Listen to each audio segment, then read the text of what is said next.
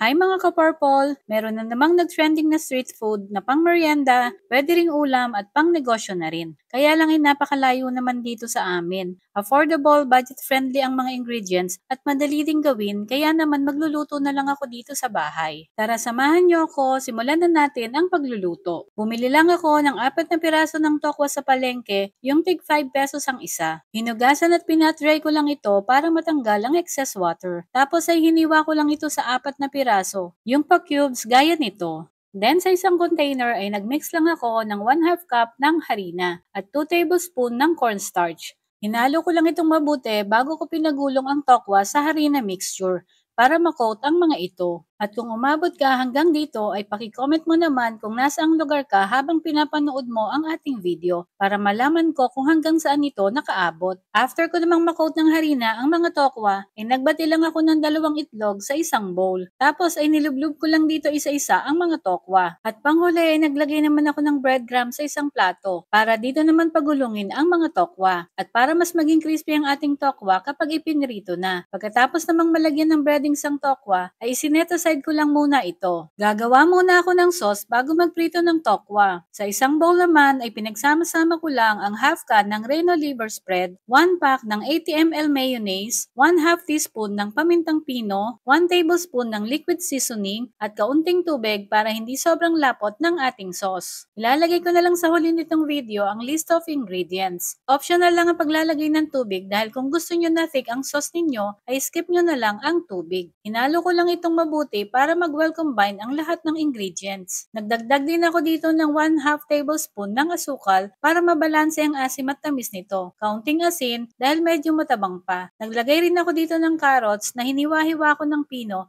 para magkaroon ng texture ang ating sauce. Optional lang din ito mga ka-purple. At nung ready na ang sauce ay pinrito ko na ang coated tokwa until mag-golden brown and crispy. Make sure na madrain ng excess oil dahil ayaw naman natin na sobrang oily ang makakain natin. At para mas kumapit ang ginawa nating sauce sa tokwa. Arrange lang natin sa plate ang mga napritong tokwa at lagyan ng ginawa nating sauce. Mag-sprinkle din tayo ng minced carrots at green onion leaves para maganda ang ating presentation. First time ko lang itong na-try at ng mga pinsan ko. Pasado at nagustuhan talaga namin ng lasa. Kaya pala naman nag-trending ito dahil masarap talaga. At kung mahilig ka naman sa spicy ay bagay na bagay itong lagyan ng chili garlic oil.